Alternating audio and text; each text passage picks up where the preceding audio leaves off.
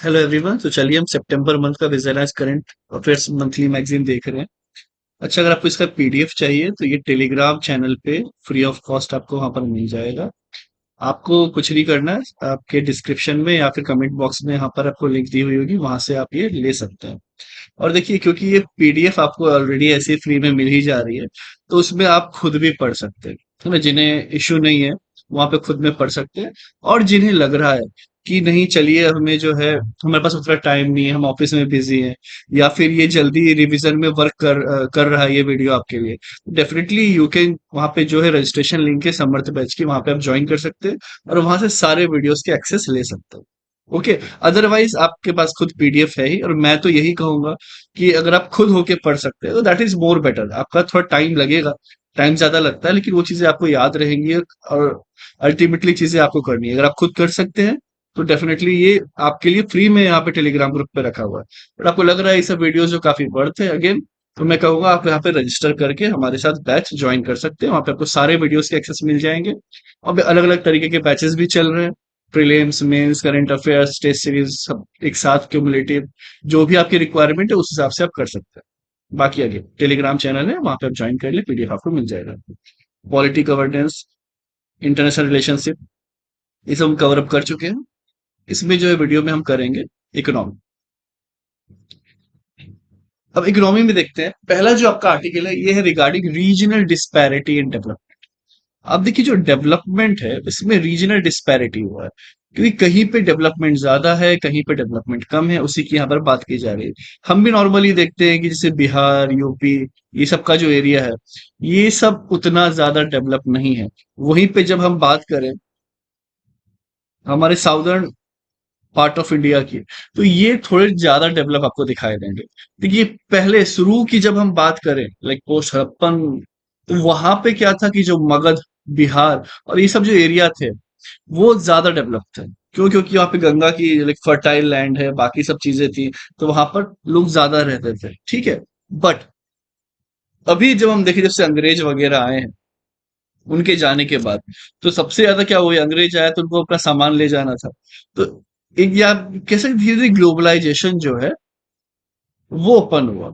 अब जब ग्लोबलाइजेशन जब ओपन होगा तो कोई भी चीजों को अगर आपको कहीं भेजना है, सबसे कन्वीनियंट वे क्या है? क्या वो रोड है? क्या एयरवेज है? अगर आज के टाइम में भी देखें, क्या वो, या फिर आप सी के थ्रू भेज सकते हैं? ऑब्वियस सी बात है भाई, वाटर बाई सी आप भेजिएगा। तो जो भी खास तौर पे ये कोस्टल रीजन से दूर है, वो आपको कहीं ना कहीं अंडर डेवलप दिखेगा, उसमें रीजनल डिस्पैरिटी दिखेगी। ये ज्योग्राफिकल कंस्ट्रेंट है। आप देख सकते हैं गुजरात भी अच्छा कर रहा है, यहाँ पे महाराष्ट्र है वो भी अच्छा कर रहा है। आपको जो है बाकी भी, कर्नाटका भी अच्छा ही करते हुए दिखेगा आपको, केरल, आपको इधर तमिलनाडु, बाकी जो है यहाँ पे अच्छा करते हुए ये सब मेजर स्टेट्स दिखते हैं। जो कि यहाँ पे क्या है, सबसे ज्यादा आपके इससे रिलेटेड है, कोस्टल लाइन पे है। ओके। तो अब यहाँ पे वही बात चल रही है कि रिलेटिव इकोनॉमिक परफॉर्मेंस की अगर हम बात करें 1960-61 से अभी तक 23-24 की बात यहाँ पर की जा रही है, अलग अलग स्टेट में। तो इससे क्या क्या की ट्रेंड निकले, ये आप सीधे प्रीलिम्स में आपसे पूछ सकता है। कहाँ पे क्या चेंजेस है, नहीं है, वेरी इंपॉर्टेंट, मेंस के लिए इंपॉर्टेंट है। इंटरव्यू में भी जब आप वहां पे उन्हें आंसर करें तो आप इस तरीके से वहां कर सकती है, वहां के लिए भी इंपॉर्टेंट है। अब देखिए, disparity in relative per capita income, obvious सी बात है, जहाँ पे डेवलपमेंट कम होगा, आप इनकम कम होगी, तो पर कैपिटा इनकम पे भी इम्पैक्ट पड़ेगा। अब पर कैपिटा इनकम का मतलब कितना आपने कमाया उस स्टेट में, या कितनी पॉपुलेशन है। तो सिर्फ ऑब्वियस सी बात है, कमाया नहीं, पॉपुलेशन भी इम्पैक्ट डालती है। जैसे बिहार, यूपी, इनका पॉपुलेशन ज्यादा है, पर कैपिटा इनकम कम होगा, नो डाउट। लेकिन डेवलपमेंट भी ओवरऑल वहां पे होगा तभी ना ये आपका इंक्रीज होगा, कि आपने भी कमाया कितना। और उसके बाद अगर आपका ह्यूमन रिसोर्स अच्छा है तो उससे आप और ज्यादा जो है अपना कमा सकते हैं, है कि नहीं? तो ये चीजें होती हैं।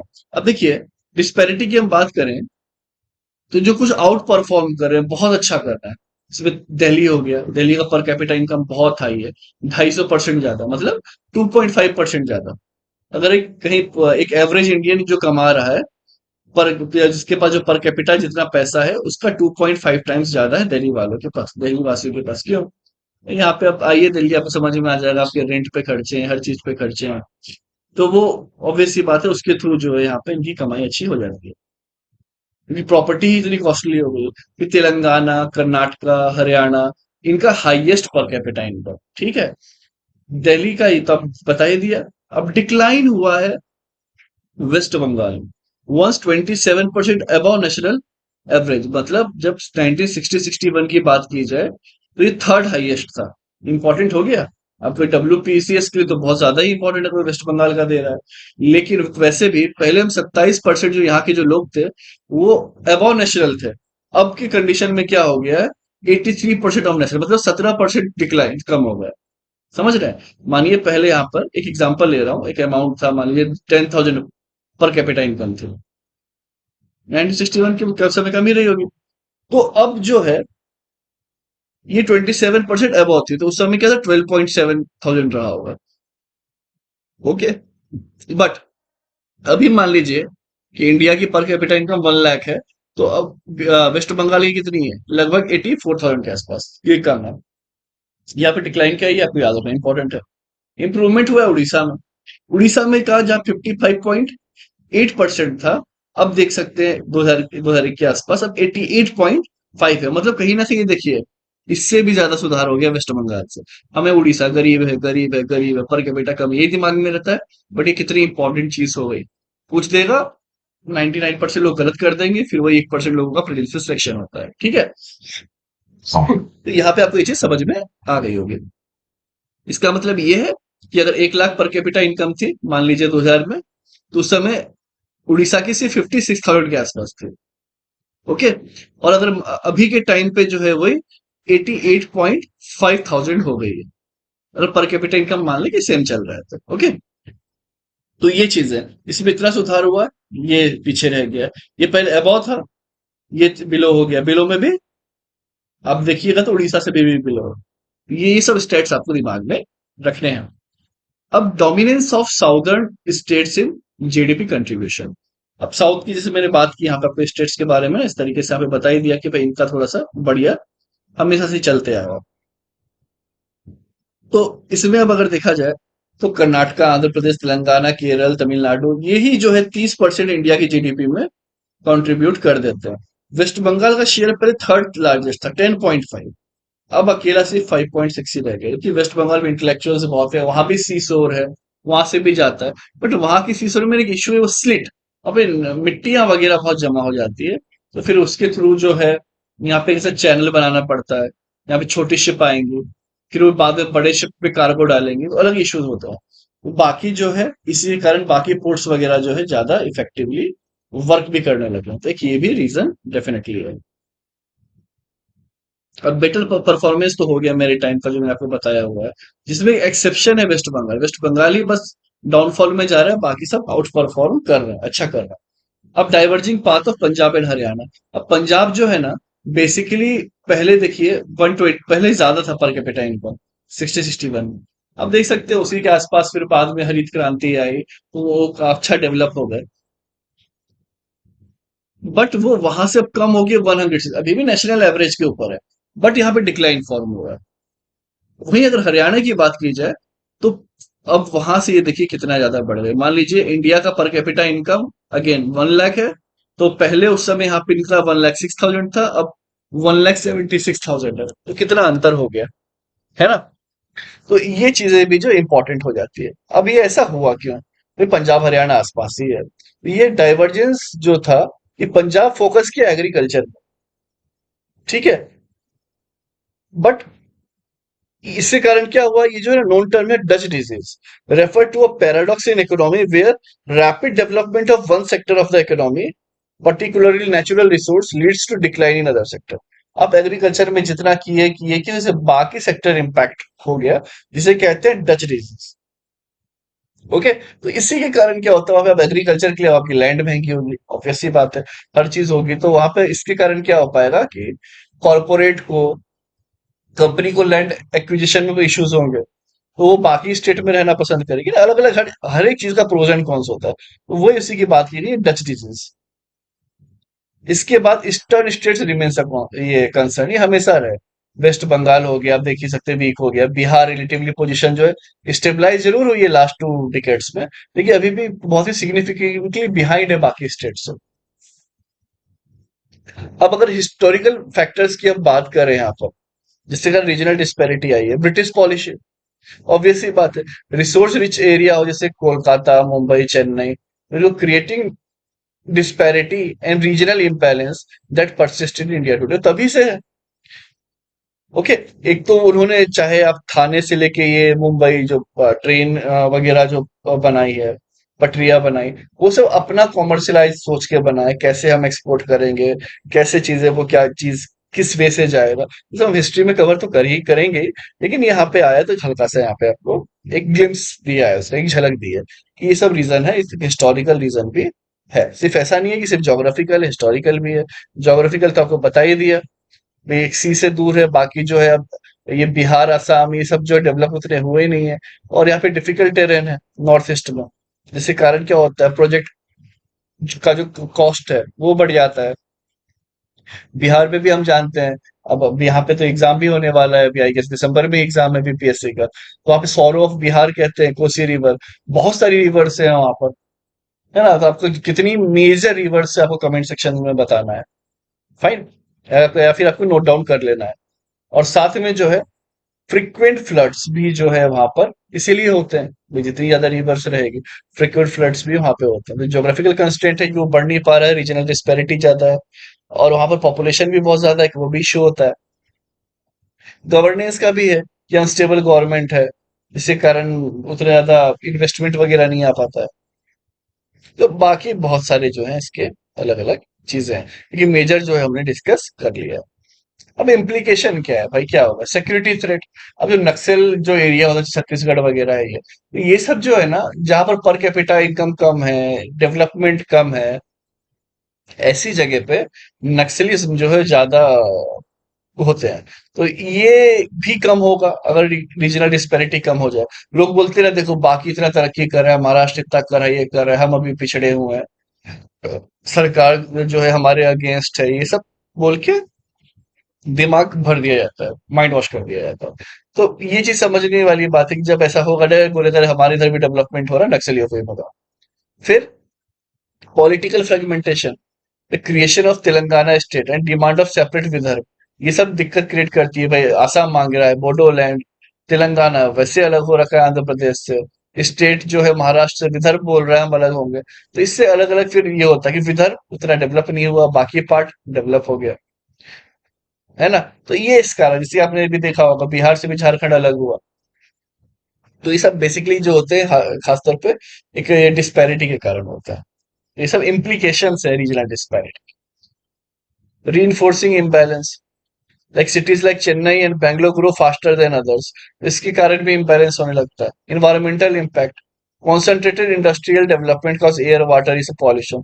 अब दिल्ली की हालत देख लीजिए, अभी AQI जो है सीवियर इसका जाने लग गया है, और जिसके कारण जो है यहाँ पर अभी हमें सीरियसली ये एयर प्यूरिफायर खरीदना पड़ा कि इधर पढ़ा रहे हैं, पढ़ाते पढ़ाते तो हेल्थ का ख्याल रखना ही है। अगर इम्पैक्ट पड़ गया तो इतने सारे जो एस्पिरेंट्स पढ़ रहे हैं उन्हें इश्यूज होंगे। तो अब सोचिए यहाँ पे जो है अभी से रूम में एयर प्यूरिफायर है, ये सब है, अब सांस भी फ्री नहीं रह गई है। तो कंडीशन कितनी क्रिटिकल होती जा रही है, अब यहाँ पे हम इसे समझ सकते हैं। अब इनिशिएटिव क्या है रीजनल डिस्पैरिटी को ये करने का, एस्पिरेशन डिस्ट्रिक्ट प्रोग्राम बना के रखे हुए हैं, उससे कि एस्पिरेशन, ताकि लोग बाकी स्टेट भी, बाकी जो भी आपके डिस्ट्रिक्ट से एस्पायर हो और बोले हमें भी इनके जैसा बनना है। तो उसके लिए कुछ डिस्ट्रिक्ट को चूज किया गया है और कहा गया है कि इसे बेहतर से बेहतर बनाना है। ओके, फिर एस्पिरेशन ब्लॉक प्रोग्राम, जैसे डिस्ट्रिक्ट को करना है ऐसे ब्लॉक को करना है। वोकल फॉर लोकल, लोकल चीजों के बारे में बढ़ाओ, एंटरप्रेन्योरशिप बढ़ाओ, सेल्फ रिलायबल बनो। तो ये सब जो चीजें हैं वोकल फॉर लोकल। ओके, तो ये बात होती है। जैसे कि अभी दिवाली आ रही है, तो भाई आप दिवाली में जो दिए हैं आप वो जलाएं, आप जो है सीरीज ना जलाएं। आप जो पटाखे फोड़ते हैं तो उस पे आप खुद ध्यान दें कि उस पे कोई लक्ष्मी जी की फोटो तो नहीं बनी हुई है। एक तरफ हम फोटो पूजन कर रहे हैं, उसी को फिर वो लक्ष्मी बम इस नाम से पटाखे बिक रहे हैं और हम उसे फोड़ रहे हैं। तो ये तो हर एक चीज, इससे फिर इन्वायरमेंट पे भी इम्पैक्ट पड़ेगा। तो हर एक चीज जो है हमें सोचने वाली बात है कि जहां पर ऐसा दिखे आप मना कर दीजिए, नहीं इसमें लक्ष्मी जी का लगा, लक्ष्मी हम नहीं फोड़ेंगे, हम रस्सी बम फोड़े, हम कुछ और फोड़े। ठीक है, तो ये जब आप करिएगा आपकी सोच ही जो है देश को बदलेगी, यही तो डेमोक्रेसी है ना। तो ये चीज भी करना, ह्यूमन रिसोर्स डेवलपमेंट करना। ओके, जैसे कि आशा वर्कर्स जो है वो ये करती हैं इसके बाद देखा जाए border area development programme. Obviously बात है, बॉर्डर एरिया को और अच्छा करना, जिसके कारण जो है ये सब इश्यूज कम हो। अदरवाइज फिर देखते हैं कि हम बाकी जो भी होता है, नक्सलिज्म हो या बाकी भी कोई इशू हो, या फिर अब देख रहे हैं कि रोहिंग्या मुस्लिम्स भाग के आ रहे हैं, जो भी गरीब जगह होती है वहां जाके जल्दी घुस जाते हैं। ओके, तो बहुत अलग अलग तरीके के तो बॉर्डर एरिया डेवलपमेंट भी करने की जरूरत है। ओके, तो चलिए, ये लगभग जो है हमने यहाँ पर सब खत्म कर दिया है। बाकी आप चाहें तो इसे पॉज करके और पढ़ सकते हैं, पीडीएफ आपके पास है ही है टेलीग्राम चैनल पे, तो वहां से आप कर लें। और बाकी अब दोस्तों को भी इनिशिएटिव के बारे में बताएं, उन्हें भी बेनिफिट मिलना चाहिए। भाई पीडीएफ जो है आपको चैनल पे फ्री में मिल जाती है, आप पढ़ लें। बाकी भी अगर आपको चाहिए कि नहीं टेस्ट सीरीज मिल जाए विजन की, आपको ये पूरा एक्सप्लेनेशन मिल जाए कि आप कहीं जॉब कर रहे हैं या आपके पास उतना टाइम नहीं है, या फिर आपको ये सही में लग रहा है कि बहुत बेनिफिशियल है कि इस तरीके से मैं सुन लेता हूँ, मैं सुन लेती हूँ, तो मेरे लिए याद करना आसान हो जाता है कि मैं काम करते करते घर का वीडियो सुनते हुए भी काम चल जाए। तो आप उसके लिए जो है नीचे रजिस्ट्रेशन लिंक है, वहां पे अलग अलग चीजें, प्रीलिम्स, मेंस, टेस्ट सीरीज या सारी चीजें परचेज करना चाहें, जैसा भी है आप वहां पर रजिस्टर करके देख सकते हैं इन्फॉर्मेशन। ओके, और जैसे वो करते हैं, उसके बाद स्टैंडर्ड बुक्स भी जो है कुछ हमारी तरफ से आपको फ्री में मिल जाएगी। तो बेनिफिट है। अदरवाइज ना भी लें, आप खुद भी पढ़ना चाहें कोई बात नहीं, आप टेलीग्राम चैनल से पीडीएफ खुद उठा सकते हैं और वो खुद पढ़ सकते हैं। अब देखिए, मिडिल इनकम ट्रैप, अब ये वो वाली बात हो गई कि एक रेंज है। अब इस रेंज के बाहर ना इंसान जाने, लो लो इनकम भी नहीं रहता है कि बहुत गरीब है, लेकिन मिडिल से मिडिल क्लास का जो एक ट्रैप होता है उसे मिडिल इनकम ट्रैप। आप इसके बाहर जा नहीं पा रहे, अभी रिच वाले थ्रेशोल्ड पे नहीं पहुंच पा रहे। तो ये वर्ल्ड डेवलपमेंट रिपोर्ट ने निकाला, अब ये आप नोट कर लीजिए, वेरी वेरी वेरी इंपॉर्टेंट। कौन निकाला middle income trap? World development report by world bank. ये सीधे प्रीलिम्स में आता है। अब इसमें कहा गया है कि मिडिल ट्रैप इनकम में दो तरीके के होते हैं, एक लोअर मिडिल इनकम कंट्रीज और एक अपर मिडिल इनकम कंट्री। तो इंडिया किसमें आता है? लोअर मिडिल इनकम कंट्री में आता है, जिसमें कि 1136 से लेके $4,465 के बीच में जो पर कैपिटा इनकम है उसमें है। तो हमारा लगभग लगभग अभी $2,500 के आसपास हो गया है। ठीक है, तो ये देखिए अपर में होता है 4,000 से लेके 13 ईयर। चाइना भी जो है लगभग यहाँ पे 12,000 के आसपास पहुंच चुका है। वो भी कहीं ना कहीं मिडिल इनकम ट्रैप में है। हालांकि हालांकि इंडिया से 5 गुना आगे है। ठीक है, लेकिन वो भी अभी फिलहाल इसी में इससे बाहर निकला नहीं है। तो वो ही बात चल रही है कि 108 कंट्री जो है मिडिल इनकम कंट्री कही जा रही है। तो बहुत हाई नंबर है, 108 कंट्रीज जो है मिडिल इनकम में है। लेकिन 1990 से देखा जाए तो सिर्फ 34 कंट्री है जो कि हाई इनकम स्टेटस ले पाई। सिर्फ 34 कंट्रीज। ये सोचने वाली बात है, पिछले लगभग 34-35 ईयर्स में, मतलब हर साल एक कंट्री वाली एवरेज आप देख सकते हैं, जबकि इतने सारे जो हैं मिडिल में है। अब गरीब ज्यादा हो जा रहे हैं उल्टा, लेकिन मिडिल इनकम से हाई इनकम में नहीं जा पा रहा है। 75% जो पॉपुलेशन है is contributed bye middle income. तो सोचिए 75% बढ़ता, तो इंडिया और चाइना आप जोड़ लीजिए तो वैसे ही लगभग लगभग जो है आपका 1/3 पॉपुलेशन होने लगती है। तो ये जो है आपका 75% ग्लोबल पॉपुलेशन है, contribution by MIC. 40% global GDP भी जो है मिडिल इनकम कंट्रीज की है। ठीक है, अब जो ट्रैप वगैरह है ये वही वर्ल्ड बैंक ने दिया है, ये इंपॉर्टेंट है, प्रीलिम्स में काफी है।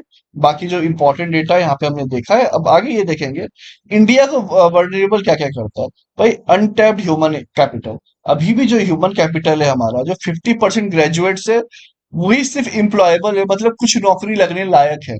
49% नौकरी लगने लायक ही नहीं है कोई भी। अब तो कितनी बड़ी दिक्कत है।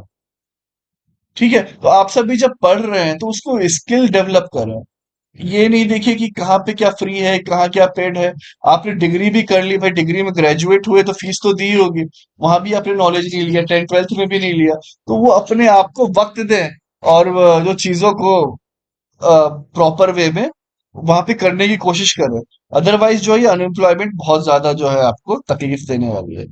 इसके बाद सिर्फ 2.3% ही वर्क फोर्स है जिसके पास कोई फॉर्मल स्किल ट्रेनिंग है, जैसे उन्होंने कुछ सॉफ्टवेयर सीखा हो या फिर कुछ कोई भी फील्ड में, टेक्निकल हो नॉन टेक्निकल फील्ड में कुछ ट्रेनिंग ली हो कि कैसे काम होता है, कोई स्किल ट्रेनिंग ली हो। तो ऐसे भी जो है सिर्फ 2.3% वर्कफोर्स है। बताइए कितने कम होगा ये। फिर lack of innovation capability, R N D जो है, रिसर्च एंड डेवलपमेंट, हमारे देश में उसका 0.64% ही सिर्फ जीडीपी में यूटिलाइज होता है। बाकी कंट्री देखिए 2.4%। एक तो चाइना की जीडीपी हमसे वैसे 3-4 टाइम्स ज्यादा है। मानिए कि अगर हम 60.64 है ना, तो ये मानिए 0.64 जो है हमारे लिए 10 करोड़ होगा, तो इनके लिए 0.64 100 करोड़ हो रहा होगा, एग्जाम्पल बता रहा हूँ। तो ये 240 करोड़ यूज कर रहा है। तो ये इस लेवल पे यूएस देखिए 3.47 कितना ज्यादा रिसर्च में करते हैं। तो हमें यहाँ पे ये भी बढ़ाने की जरूरत है, तभी आप इस सब ट्रैप से बाहर निकल पाओगे। राइजिंग इनकम इनइक्विलिटी देखिए, टॉप 1% जो इंडिया में है, वो 26% इनकम उन्हीं के पास है, वर्ल्ड इनइक्विलिटी की बात की जाए तो। ठीक है, तो ये सब जो चीज है ये आपको इनइक्विलिटी में डाल देता है। स्टैग्नेशन, इंडस्ट्रियलाइजेशन, इंडस्ट्रियलाइजेशन देखिए इंडिया में उतना बढ़ नहीं रहा है।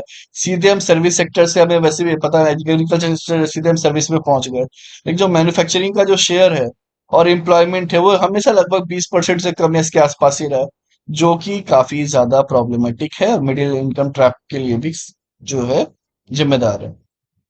इस पे भी हमें वर्क करना चाहिए। तो प्रॉब्लम भी बताई पहले इस आर्टिकल में, फिर क्या होता है वो बताया, सॉल्यूशन की भी बात की, तो इसलिए काफी अच्छे तरीके से हॉलिस्टिक वे में आर्टिकल को यहाँ पे कवर किया हुआ है। बाकी वर्ल्ड बैंक ये आपको याद रखना, ये प्लेन्स के लिए तो बहुत इंपॉर्टेंट है। अब कॉन्टेम्पररी ग्लोबल हेडविंड की बात की जाए तो middle income country find themselves caught between rapidly changing advanced technology of rich country and competition in mature product from poor country with low wages। अब क्या हो रहा है कि मानिए इंडिया का तकलीफ समझिए आप, एक तरफ है यूएसए, चाइना भी ले लेते हैं अभी हम, क्योंकि इतना रिसर्च में पैसा डाल रहा है, नई नई टेक्नोलॉजी ले आ रहा है, तेजी से काम कर ले रहा है। एक तरफ है मान लीजिए बांग्लादेश जैसी कंट्री, जहां पर उतना रिसोर्स टेक्नोलॉजी तो नहीं है बट ह्यूमन रिसोर्स बहुत है, और वो हमसे भी सस्ते में काम कर रहे हैं। तो इसके कारण क्या हो रहा है कि चलिए इनके पास टेक्नोलॉजी नहीं है, तो ये जितना काम ये इनको करने में टेक्नोलॉजी की तो 10,000 में हो जा रहा था मानिए, यही काम जो है ये सब भी 10,000 में कर दे रहा है, क्योंकि यहाँ पर इनका ह्यूमन कैपिटल जो था, 10,000 आप 1 लाख पकड़ लीजिए, एक अमाउंट ले लीजिए, थोड़ा बड़ा ले लीजिए, 1 लाख रुपए लग रहे थे एक प्रोडक्ट बनाने में मशीन के थ्रू, तो वही ये जो है 10 लोग के मिल के बना दिए 1 लाख में।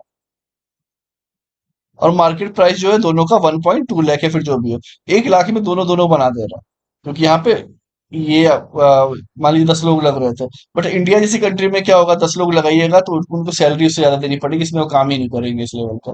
तो ये मिडिल इनकम ट्रैप की बात है, हालांकि इंडिया में मिल जाते हैं बट बाकी भी जितनी फिर मिडिल इनकम कंट्री है, तो उनके साथ ये लफड़ा हो जाता है कि ठीक है, कि यार दोनों तरफ से जो है वो परेशान है, एक तरफ इनोवेशन से भी है, दूसरी तरफ जो है सस्ते में जो मिल जाता है।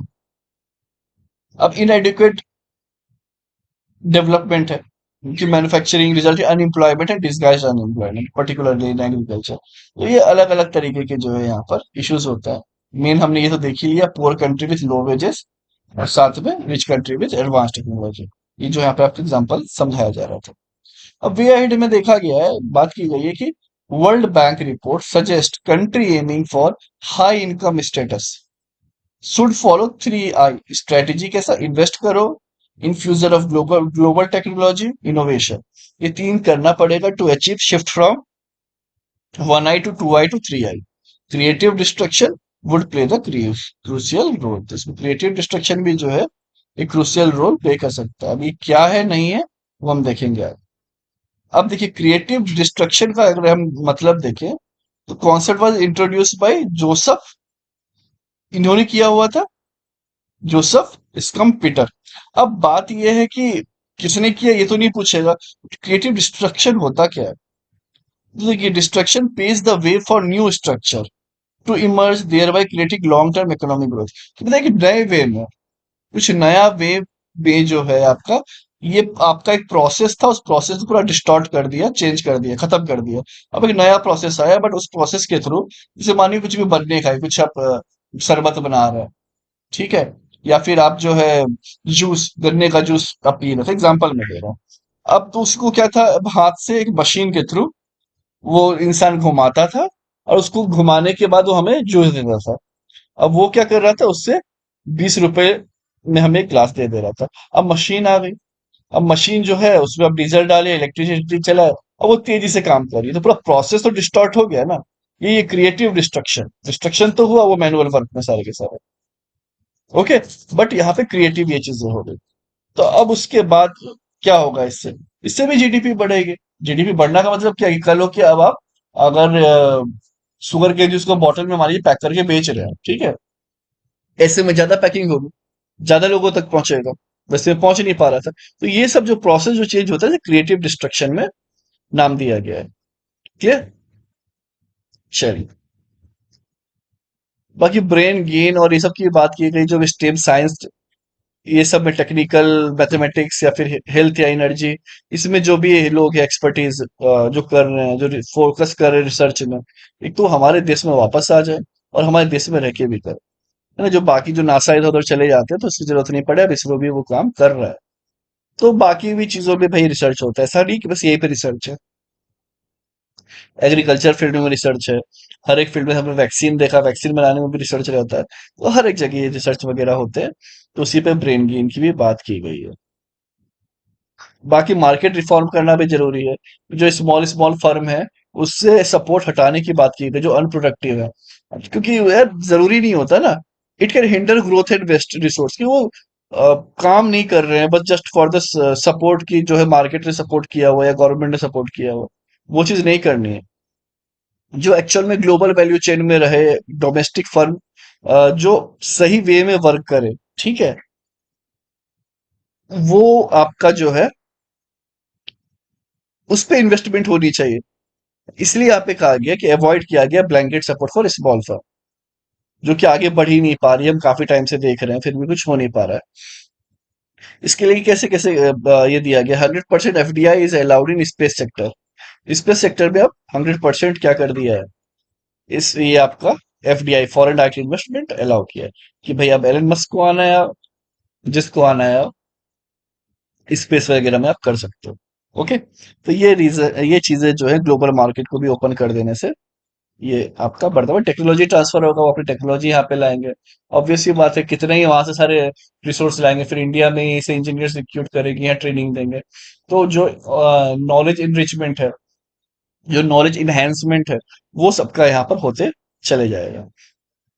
इसके बाद देखेंगे हम financial inclusion and 10 years of PMJDY, प्रधानमंत्री जनधन योजना। वो फाइनेंशियल इंक्लूजन क्या होता है, आप वहां पे बैंकिंग खुलवा दो, उसके बाद जो है लोग वहां से लोन उठा पाए, डिपॉजिट कर पाए, पैसा निकाल पाए, इंटरेस्ट मिले, ये सब जो है फाइनेंशियल इंक्लूजन के अंदर ही आता है।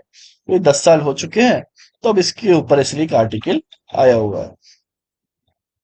अब फाइनेंशियल इंक्लूजन का मतलब ट्रांजेक्शन कर पाए इंसान, पेमेंट कर पाए, सेविंग, क्रेडिट, इंश्योरेंस, तो delivered responsibility and sustainability world bank के हिसाब से है कि आपका फाइनेंशियल इंक्लूजन है।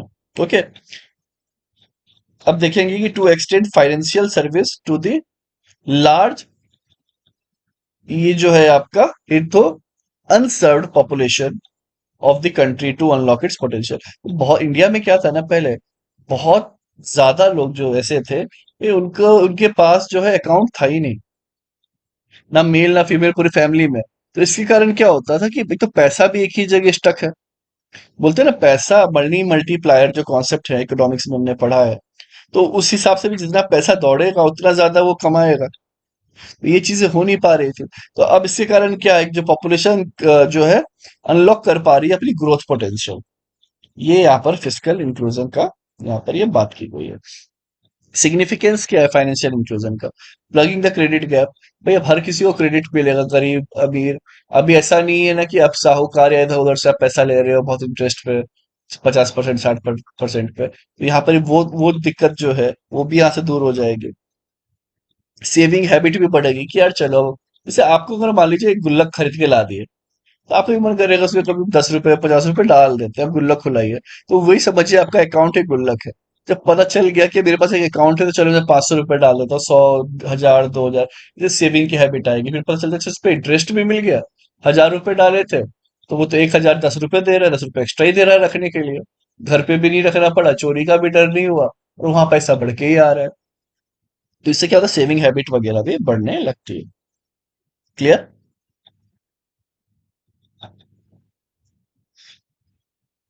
तो चैलेंजेस क्या क्या है फाइनेंशियल इंक्लूजन में? Demand side factor.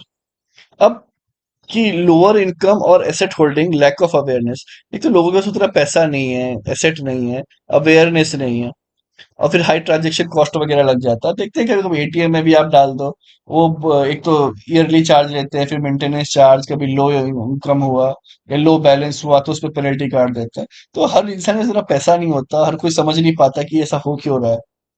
तो ऐसे कंडीशन में जब आप ये करोगे तो भाई फाइनेंशियल इंक्लूजन में दिक्कत तो क्रिएट होगी ही होगी। और यहीं पे बात की गई है, क्योंकि फाइनेंशियल लिटरेसी भी जो है, कि लिटरेसी भी चीज होती है ना, वो अराउंड कम होने के कारण, पुअर फाइनेंशियल लिटरेसी होने के कारण 20% जो अकाउंट है प्रधानमंत्री अ,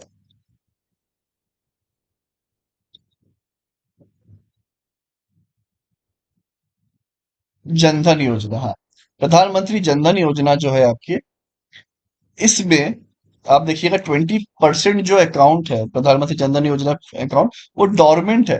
जैसे डोरमेंट वोल्केनो होता है ना, मतलब कोई इरप्ट नहीं हो रहे हैं, वैसे डोरमेंट मतलब कोई यूज नहीं है, ऐसे पड़े हुए हैं। ओके। एंड 8.4% जो अकाउंट है, इसमें जीरो बैलेंस है। मतलब इसमें मान लीजिए बैलेंस होगा 500,000, या कभी सरकार ने डाला, कभी खुद ने यूज ही नहीं करे, पड़ा ही हुआ है। ये जो है आपका पड़ा ही हुआ है। इसके बाद 8.4% जो आपका अकाउंट है, उसमें जीरो बैलेंस है। तो ये सब नोट कर लीजिए, प्रीलिम्स में भी काम आएगा, पता होना चाहिए, मेंस आंसर राइटिंग में भी काम आता है। तो ये यहाँ पर ये इस कंडीशन में है। Gender and socio economic barrier है, मेन है कि low level of literacy, geographical isolation, cultural norms, बहुत सारी चीजें हैं। साइबर सिक्योरिटी रिस्क होता है, इतने बार ठग लेते हैं पैसा। एक इंसान डरा फिर बोलता है नहीं नहीं रहने तो मैं ऑनलाइन जाऊंगा ही नहीं। तो ये सब भी जो रिस्क है इसी के अंडर में कवर अप हो जाते हैं। अब अलग अदर जो है अलग अलग इनिशिएटिव्स हैं, किसान क्रेडिट कार्ड स्कीम।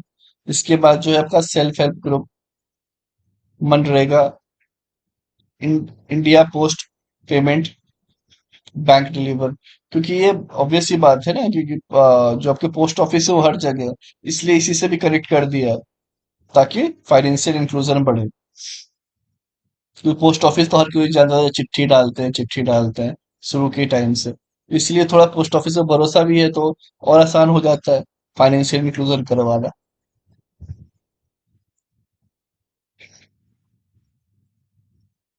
तो ये प्रधानमंत्री जनधन योजना जो है 14 में लॉन्च हुआ है, ये आपको यहाँ पर याद रखना है। बाकी फ्री एक्सीडेंटल इंश्योरेंस जो है रुपए कार्ड 1 से 2 लाख तक बढ़ा दिया गया था 28 अगस्त 2018 के बाद। तो रुपए कार्ड का भी बहुत जगह फायदा है। अब बहुत बार अगर अमेजोन और फ्लिपकार्ट है कहीं एडवर्ड ये परचेज भी करने जाएंगे ना, वो आता है कि अगर आप रुपए कार्ड यूज कर रहे हैं तो आपको ये एक्स्ट्रा ऑफर मिलेगा। इंडिया जो है अपना कार्ड को यूज करना चाह रहा है, रुपए कार्ड हमारा है। बट अब जो वीजा मेस्ट्रो ये सब करते हैं, सब यूएस और बाकी जगह के कार्ड से, और वो इसी कारण बहुत कम आ रहा है। ठीक है। तो ये जो है यहाँ पर रीजन है। अब प्रधानमंत्री जनधन योजना की अगर हम बात करें, universal access to banking service, pension scheme for unorganised sector, banking saving, basic आपका जो है सेविंग बैंक अकाउंट यहाँ पे खुल जाएगा, जिसपे ओवरड्राफ्ट फैसिलिटी है 10,000 की, तो अकाउंट है तो आप उसके ऊपर 10,000 रुपए उठा सकते हो। ओके। वो भले पैसा होना है, ये होता है ओवरड्राफ्ट फैसिलिटी, कि बाद में भरोगे डेफिनेटली। तो ये चीजें होती हैं। Micro insurance, physical literacy, creation of credit guarantee fund, ये सब जो है आपकी पिलर है प्रधानमंत्री जनधन योजना के। तो जेडीवाई जो है वो जनधन योजना है। अब की अचीवमेंट क्या है? 22 अगस्त 53 करोड़ जनधन अकाउंट है ना। और इसके पहले सिर्फ 14 करोड़ थे। अब बताइए, 14 के 24, 34, 44, 54, लगभग लगभग 40 करोड़ के आसपास जो है नए अकाउंट खुले, कितनी बड़ी बात हो जाती है। डिजिटल इकोनॉमी को भी बूस्ट मिला है, कि 36 करोड़ रुपए कार्ड जो है इशू हुए हैं प्रधानमंत्री जनधन योजना अकाउंट होल्डर में।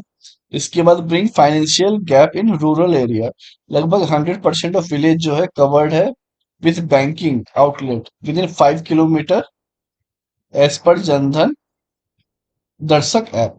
ओके। तो लगभग 100% जो है विलेज कवर्ड है यहाँ पर financial gap in rural areas में।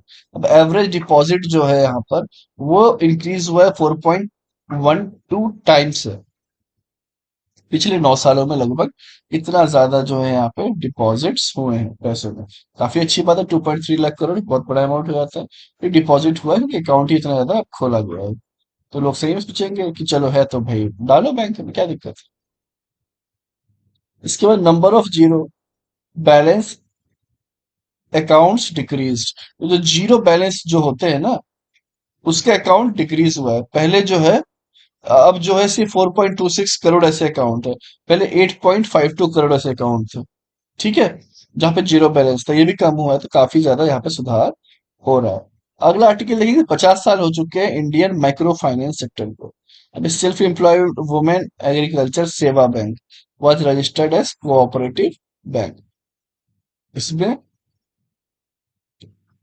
वुमेन्स एसोसिएशन बैंक जो है वो as a cooperative bank register हुआ है। नोबल जो है यहाँ पे मोहम्मद यूनुस बांग्लादेश के, उन्होंने यहाँ पर ये स्टार्ट किया हुआ था modern MFI with establishment of Grameen bank in 1976। RBI is a regulatory body MFI की, जो कि ऑपरेटिंग करती है इस कंट्री में। इसके बाद है मिलंगम committee constituted by RBI recommended for holistic framework to require HBFC या फिर MFI। ओके, तो ये चीजें हैं यहाँ पे।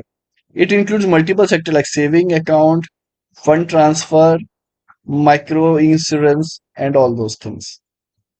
अब सिग्निफिकेंस क्या है? पोटेंशियल टूल है फाइनेंशियल इंक्लूजन का एंड सोशियो इकोनॉमिक ट्रांसफॉर्मेशन का। इसके बाद empowerment of women through self help group. तो काफी जगह जो है यहाँ पे ये काम आता है। चैलेंज क्या क्या है? High transaction cost for MFI involving extending service to a large number of small debtor. जो छोटे छोटे डेप्टर होते हैं उनको भी लंबे टाइम तक जो सर्विस देना। एब्सेंस ऑफ कोलेटरल, कि जो making difficult to secure afford loan, कि भाई ऐसा कुछ कोलेटरल नहीं होता। तो हो सकता है कि भाई सामने वाले पैसे दे दो, ठीक है, वरना डूब गए। अब आप उसको जो भी करो, पेनल्टी लगाओ, चालान चलाओ, पर वो तुरंत तो नहीं देने वाला ना। तो वो एक अलग दिक्कत हो जाती है। तो ये सब अलग अलग चैलेंजेस जो है इसके रहे हैं। प्रधानमंत्री मुद्रा योजना, तो इसमें 10 लाख तक का लोन है to non corporate non farm region के लिए। इसके बाद जो है मुद्रा जो है शिशु किशोर तरुण तीन में है। तो यूनियन बजट ने जो है ना लिमिट इनहेंस कर दी है 20 लाख करंट 10 लाख से for those who have availed and successfully repaid loan previously taken under Tarun category. तो तरुण कैटेगरी के अंदर अगर किसी ने पहले और लोन लिया है, टाइमली अगर से चुका दिया है, तो वो फिर अब उसका लिमिट बढ़ा के 20 लाख रुपए कर दिया गया है, जो कि जरूरी भी है ना। जितना कैपिटल होगा उतना ज्यादा जो है कंपनी वहां पर ग्रो कर पाएगी। तो ये काफी अच्छा स्टेप है। National industrial corridor development programme. अब देखिए 12 इस तरह के कॉरिडोर बन रहे हैं। यहाँ पे देख सकते हैं अमृतसर से ये जा रहा है, ये न्यू दिल्ली से जा रहा है मुंबई, फिर यहाँ से हैदराबाद, इस तरीके से कोलकाता से कनेक्ट कर रहा है। तो ये सब के सब जो है यहाँ पर क्या है, इंडस्ट्रियल कॉरिडोर है, और जो कि 12 इस तरीके से बनाए गए हैं। क्लियर?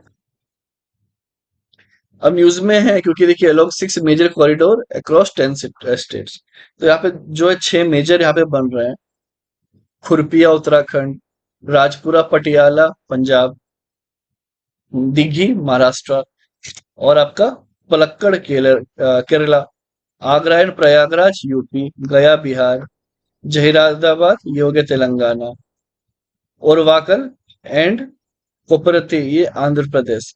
तो ये सब जो है यहाँ पे जोधपुर पाली राजस्थान। ये वहाँ पे आपके 12 न्यू इंडस्ट्रियल नोड या सिटीज उसमें से है। क्लियर? यहाँ पे आपने मैप देख ही लिया, तो यहाँ पे आपको ये चीज समझ में आ ही गई है। अब इंडिया का जो है एक मेजर ग्लोबल वैल्यू चेन की तरह अब दुनिया देख रही है, कह रही है कि भाई अब आप भी बाकी चीजों को बनाओ कि रेजिलियंट इंफ्रास्ट्रक्चर होगी, हमारा जो है कहीं ना कहीं इंटरनेशनल जो इन्वेस्टमेंट है वो बढ़े भी, और ज्यादा से ज्यादा जरूरत पड़े और चीजें यहाँ पर की जाए। अब चैलेंजेस क्या है डेवलपमेंट ऑफ इंडस्ट्रियल कॉरिडोर। अब ये सब जो है, अब बेसिक्स है, अब पॉज करें, आप देख लें, है ना, यहाँ कुछ खास यहाँ पे से बताने लायक है नहीं। मेन अगर देखिए सबसे ज्यादा वही होता है कि लैंड एक्विजिशन है, लैंड एक्विजिशन हो नहीं पाती तो 70% डिले इंफ्रास्ट्रक्चर और ये इसी के कारण हो जाता है। फिर इन्वायरमेंटल कंसर्न है, potential strain on existing water resource particularly in water scarce region. तो ये सब इन्वायरमेंटल कंसर्न्स भी जो है इसी में आता है। अब इसमें जो है लगभग 13 मेजर पोर्ट्स हैं। ओके, तो ये सब जो है यहाँ पर आपको याद रखना। मेजर पोर्ट्स जो यहाँ पे देख सकते हैं, Kandla, Mumbai,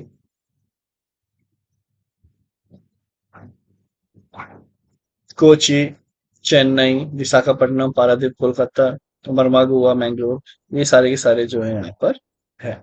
India sports sector की बात की जाए तो 16 मैरीटाइम कंट्री है वर्ल्ड की, 16th largest. India maritime sector contributes to 95% of trade by volume, 70% by value. Value के साथ 70%, वॉल्यूम के साथ सब कुछ जो भी है सब यहीं से आता है। तो according to world bank negotiation, India's ranked 22nd in the international shipping category with a better turnaround time, 0.9 days compared to USA, Australia and Singapore. तो इनके पास जो है टर्न अराउंड टाइम, तो शिप आएगा, सामान जो है वहां पे लोड होगा, निकलेगा, फिर जो दूसरी गाड़ी आएगी फिर ये इसे चढ़ाएगी, और फिर इसका जो भी बैटरी वगैरह होगा वो चीजें, तो वो बहुत ही कॉस्टली है और पॉसिबल नहीं है।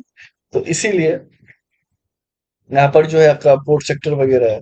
ठीक है, ये देखिए according to world bank logistic performance index के हिसाब से इंडिया 22वें नंबर पर। ये आपको याद रखना, इंडिया किसके हिसाब से, world bank logistic performance index. ये काफी ज्यादा यहाँ पर इंपॉर्टेंट हो जाता है। मेजर पोर्ट, माइनर पोर्ट, अब इसके बारे में जो है आप देख लीजिए। कुछ खास अंतर है नहीं यहाँ पे, ये सेंट्रल गवर्नमेंट, मेन जो डिफरेंस यही है कि सेंट्रल गवर्नमेंट इसको एडमिनिस्ट्रेटर करती है डायरेक्टली, से स्टेट गवर्नमेंट करती है। Okay, persistent issue in India port sector. अभी फाइनेंशियल चैलेंज है, रेगुलेटरी अप्रूवल का इशू हमेशा बना रहता है, लेबर एंड प्रोडक्टिविटी इशू है, इसके बाद ऑपरेशनल इन्फ्लुएंस है, डिग्रेडिंग इश्यूज। सबके अपने अपने इश्यूज हैं, कुछ अपने आप बना दी हैं रेट, अब उसको यूज कर सकती है, वरना मैसेज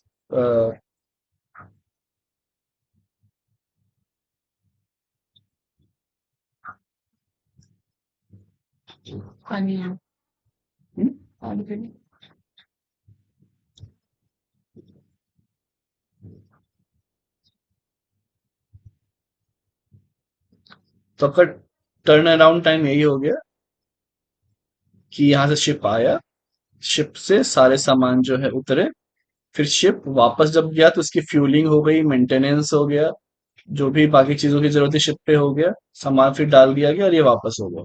तो बाकी जगह लगभग एक दिन के अंदर हो जाता है। ठीक है, लेकिन इंडिया में ज्यादा थोड़ा अभी भी टाइम ले रहा है, तो इसे अभी कम करने की बात की जा रही है। पोर्ट का मॉडर्नाइजेशन करना, इनहेंस करना, इनकरेज करना, पब्लिक प्राइवेट पार्टनरशिप, सो ये सब जब जो है इसी में आपको देखने मिलेगा। Initiative taken for port sector in India, Sagarmala port, ये जो सागरमाला प्रोग्राम है, ये आपका 2015 में आया हुआ था। ओके, तो यहाँ पे एक्सपोर्ट कॉम्पिटिटिवनेस के लिए जो है इसे लाया गया था। पोर्ट के सेक्टर में सागरमाला है, सागर मतलब माले की तरह हर जगह इंपॉर्टेंट जो भी है। इसके बाद मैरीटाइम अमृतकाल मिशन, विजन जो है आपका 2047, ये है। नेशनल लॉजिस्टिक पोर्टल है, सागर मंथन है, सागर सेतु है, तो ये सब जो है यहाँ पे आपको याद रखना है कि ये ऐप है, enhance the ease of doing business. Okay, चलिए, इसके बाद हम देखेंगे गलेथा पोर्ट। ये पोर्ट जो है ना, ये आपका यहाँ पे आपको मिल जाएगा, अंडमान एंड निकोबार के आसपास, ये रहा आपका गलेथा पे। ठीक है, it is being developed as an international container transshipment port, ICTP, will be the 14th major port of India. तो ये क्या है? 14th मेजर पोर्ट है। क्लियर? Significance of ICTP. अब ये देखिए काफी इंपॉर्टेंट है, यहां से जो भी आ रहे हैं सब यहीं से होके जाएंगे, ये काफी इसके पास है। क्लियर? तो ये इसलिए इंटरनेशनल शिपिंग रूट में भी आ जाता है। तो ये काफी ज्यादा यहाँ पर इंपॉर्टेंस आपका रखता है। यहाँ पे आना है, आपको जो भी काम करवाने करवा लो। देखिए आपको एक वेसल से दूसरे वेसल में सामान भेजना है वो कर सकते हैं, रिफ्यूलिंग कर सकते हैं, बहुत सारे काम कर सकते हैं। ये जो आपको पोर्ट है इसलिए याद रखना है। ओके। अब पीएम ई ड्राइव स्कीम। तो ये जो है आपका इलेक्ट्रिक ड्राइव रिवोल्यूशन है उसके बारे में बात चल रही है, उसे कहा गया ई ड्राइव स्कीम, क्योंकि faster adoption and manufacturing of hybrid and electronic vehicle, fame one, उसकी बात चल रही है कि 2015 से लेके आपका भी फेम टू 2019 के प्रोग्राम की। ठीक है। अब इसमें क्या होता है, पीएम ई ड्राइव स्कीम में expedite the adoption of electric vehicle. तो इसका इलेक्ट्रिक व्हीकल का एडॉप्शन क्यों एक्सपेडाइट करने की बात की जा रही है, as well as by facilitating the establishment of essential charging infrastructure of for EV. देखिए दिल्ली है या बाकी बड़ी बड़ी जगह, तो वहां ये बात चली कि ठीक है आप जो है ये तो ले लेंगे साथ में इलेक्ट्रिक व्हीकल। अभी हर कोई अपने घर में थोड़ी हमेशा रहेगा, चार्ज करता रहेगा। तो एक चार्जिंग पॉइंट वगैरह बनाने का वो सब एसेंशियल यहाँ पे बात की जा रही है, जिसके लिए लगभग लगभग 11,000 करोड़ फंड भी दिए हुए हैं, जो कि ये 2 साल के टेन्योर में खत्म करने यूज करना है। ओके। कैटेगरी क्या है? Eligible for demand incentive, 2 wheeler electric vehicle होनी चाहिए, 3 होना चाहिए, एम्बुलेंस होना चाहिए, ई ट्रक भी होना चाहिए। ठीक है? तो यहाँ पर जो बात चल रही है ट्रक की, ई ट्रक, तो यहाँ पर ये समझ में आया कि हर एक चीज जो है अब ई ट्रक हो चाहे जो भी हो, तो ये सब के सब आप आपके इसमें आने लगे, ई व्हीकल के अंदर में आने लगे। इलेक्ट्रिक व्हीकल यहाँ की इंपॉर्टेंस यहाँ से आपको समझ में आ रही हो। ग्रॉस कॉस्ट कॉन्ट्रैक्ट मॉडल, ठीक है, model of procurement where the bus is owned, operated and maintained by service provider. सब कुछ जो है सर्विस प्रोवाइडर ही करता है, ये इसका यहाँ पर मतलब है। बाकी जो चीजें हैं यहाँ पर ऑलरेडी अपने करंट अफेयर्स आपका इसमें देखा हुआ है जुलाई के एडिशन में, ज्यादा यहाँ पे इसमें जाने की जरूरत है नहीं, तो वहां पे हमने अच्छे से कवर कर ही लिया था। फिर भी आप पीडीएफ में बिल्कुल टेलीग्राम चैनल पे जाके पीडीएफ खोल के देख सकते हैं। बाकी अगर आपको और भी कोई इनिशिएटिव और लग रहा है कि हाँ ये वर्थ है, फ्रूटफुल है, काफी लोगों ने जो है हमारे पास से यहाँ पे ऑलरेडी रजिस्टर किया हुआ है, काफी लोग पढ़ भी रहे हैं, वो आप जो है कमेंट सेक्शन या डिस्क्रिप्शन में लिंक है समर्थ बैच की, वहां पे आप देख सकते हैं कि क्या क्या चीजें आप प्रोवाइड करवा रहे हैं। उसका रजिस्टर करके आप अपनी study as soon as possible start कर सकते हैं। ठीक है। वॉल्यूंटरी व्हीकल मॉडर्नाइजेशन प्रोग्राम, इसका मतलब सिंपल है कि देखिए तो वॉलेंट्री है, जरूरी नहीं है, लेकिन अब व्हीकल को और मॉडर्नाइज कैसे किया जाए उसके लिए प्रोग्राम लाया हुआ है। ये किसके द्वारा लाया गया है? Union ministry of road transport and highways के द्वारा। जिस अब देखिए मॉडर्नाइज कैसे करेंगे, ऑब्वियस सी बात है, उसके लिए पहले आपको पिछले वाले को स्क्रैप करना होगा। अब उस स्क्रैप को कैसे बढ़ाया जाए? आज एक आपकी मान लीजिए व्हीकल है, आपके पास 4 व्हीलर है, वो 15 सालों से चल रही है, ऑब्वियस सी बात है अब उसमें आपका कार्बन इमिशन ज्यादा होगा, पॉल्यूशन उसके कारण ज्यादा होगा, बहुत अलग अलग इश्यूज होंगे उससे। तो अब गवर्नमेंट मोटिवेट कर रही है कि आप जाओ से स्क्रैप कर दो, आपको स्क्रैप सर्टिफिकेट मिलेगा। ठीक है, आपको स्क्रैप सर्टिफिकेट मिलेगा उस गाड़ी के बदले, और उस स्क्रैप का भी वैल्यू होगी। जे कार आप जाओगे कहीं दोगे, भंगार के भी रेट पे दोगे, तो लोहे की तो कीमत है ना, तो मान लो उस गाड़ी की कीमत 20,000 जो आपने स्क्रैप किया, तो आपको गाड़ी स्क्रैप करने पे कितना 20,000 रुपये मिल रहा है। एक तो पैसा ये आ गया आपके पास। और अब अगर आप नई गाड़ी लेने जाओगे कॉमर्शियल, पैसेंजर की बात नहीं कर रहा हूँ मैं, कॉमर्शियल। तो वहां पे लगभग अप टू 3% डिस्काउंट होगा। अब अगर आप मान लो 10 लाख की गाड़ी लेने जा रहे हो तो अप टू 3% मतलब 30 हजार तक का डिस्काउंट वहां पे हो सकता है। तो टोटल आपको यहाँ पे ऐसे करके 50 हजार का बेनिफिट हो जाएगा। ठीक है, तो ये यहाँ पे चीजें हैं। इसका मतलब ये कि ऐसा नहीं है कि इसका अमाउंट प्लस 10 हजार होगा डिफरेंस जोड़ के, जी नहीं, ये अमाउंट जो है वो है, ये एडिशनल आपको मिल जाएगा, तो ये कंपनी आपको देगी। फिर इसका जो भी रहे वो अपना गवर्नमेंट देखते बैठेगी। फिर जो आपका पैसेंजर व्हीकल है, बस बस ये सब है, उस पर भी लगभग 1.5% का डिस्काउंट मिलेगा। ठीक है, समझ में आ गया। तो ये चीज यहाँ पे की गई है। तो ये रहा आपका कॉमर्शियल व्हीकल, बस बस जो भी है। ये आपका प्राइवेट व्हीकल, कार वगैरह। तो अब इसमें जो है आपका registration of vehicle is link to validity of fitness certificate, कि अब देखिए जितना फिटनेस सर्टिफिकेट है कब तक ये वर्क कर सकता हो। इसमें हर 2 साल में फिटनेस टेस्ट होगा for first 8 years and annually thereafter. धुआं वो आप देखते होंगे एकदम किस तरीके से बस से निकलने लगता है। जब नई बस लो तो 8 साल तक तो हर 2 साल में एक बार कराओ, उसके बाद हर साल कराना पड़ेगा। प्राइवेट व्हीकल आपने रजिस्टर किया था शुरू के 15 साल तक तो वैलिड है, कोई दिक्कत नहीं है। इसके बाद फिटनेस टेस्ट रिन्यू होगा।